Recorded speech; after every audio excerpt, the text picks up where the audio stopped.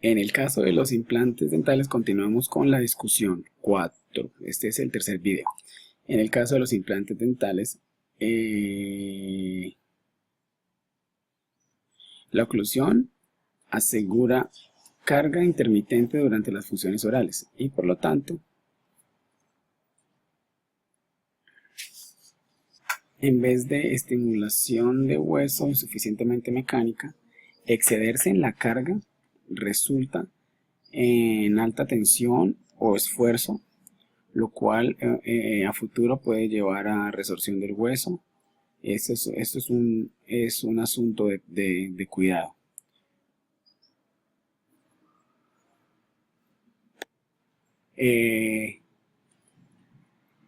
Puesto que las medidas directas de esfuerzo del hueso usando, eh, usando calibrador eléctrico en seres humanos es empírico.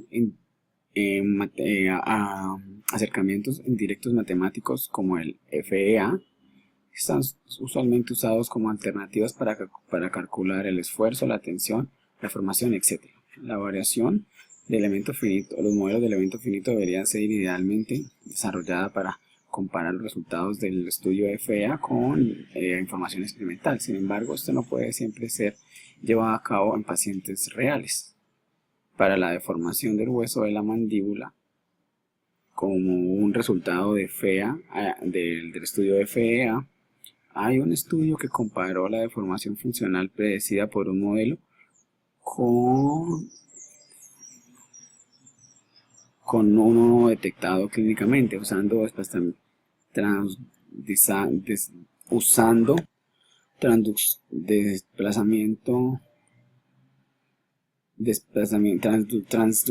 de desplazamiento montados en un paciente, montados en los abutments transmucosales de un paciente.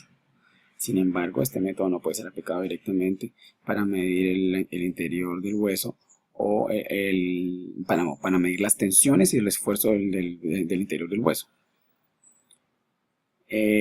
Puesto que el hueso, la periimplante la tensión del hueso en los periimplantes es el resultado del presente estudio de FEA, la verificación del modelo con medidas reales en pacientes es empírico.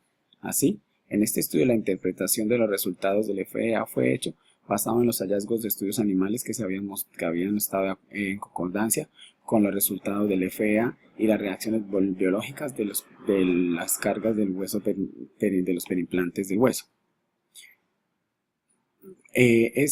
Debido a que es complicado, debido a su anisotropía y estructura complicada, modelar apropiadamente el hueso es extremadamente difícil y así es muy frecuente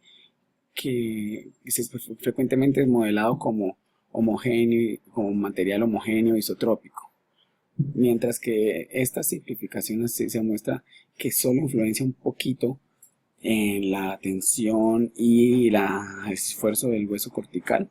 La distribución de la tensión en el hueso esponjoso que se reportó diferenciaba entre un modelo, en el cual la estructura trabecular era apropiadamente estimulada usando tomografía de microcomputacional, micro-CT, información de tomografía microcomputada, y en aquella donde el hueso esponjoso era simplificado a un material homogéneo. Sin embargo, cuando la talla, el tamaño o particularidad del hueso a ser investigado no nos permite usar micro-CT, la estructura trabecular compleja del hueso esponjoso no puede ser simulada en modelos de elemento finito, aunque es alternativa de uso de imágenes de tomografías computarizadas se ha intentado. Reconocer las limitaciones tecnológicas actuales en el presente estudio también ha simulado el hueso esponjoso como material homogéneo. En vez de encontrar una solución para un caso individual, este estudio Este estudio intenta encontrar tendencias en cambios de tensión de acuerdo a los diferentes parámetros como información básica que se pueda ser referida más adelante en el tratamiento o en la planeación de tratamiento de los implantes del maxilar superior. Así, las cualidades más comunes del hueso en la maxilar superior, de acuerdo con la clasificación de densidad de hueso de Minch, donde se refirió que cuando se definían las propiedades del hueso al cual se hizo referencia cuando se definieron las propiedades del hueso en los modelos.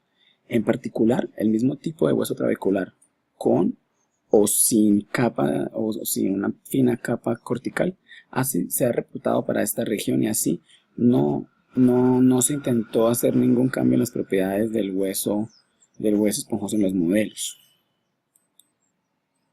Si progresos tecnológicos más adelante permitieran una simulación exacta de la estructura trabecular maxilar, las investigaciones de la variación de la estructura podrían ser posibles. Es más, muchos estudios han mostrado que la concentración de la tensión la más alta concentración de tensión en el hueso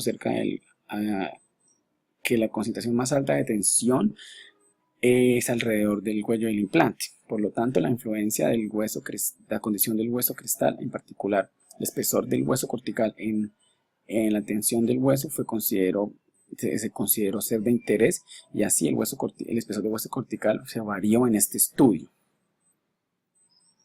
4.1. Espesor de hueso cortical. La tendencia de concentración más alta de tensión de hueso cortical cerca del cuello del implante en modelo 1 y 3 no fue influenciada por ninguna de las variables de este estudio: dirección de la carga, del hueso cortical, espesor del hueso cortical, diámetro o diseño del implante. Esta tendencia cambió en el modelo 4, pero fue consistente por cada carga e independiente de las características del implante. El hueso cortical estaba siendo sorprendentemente más duro que el hueso esponjoso.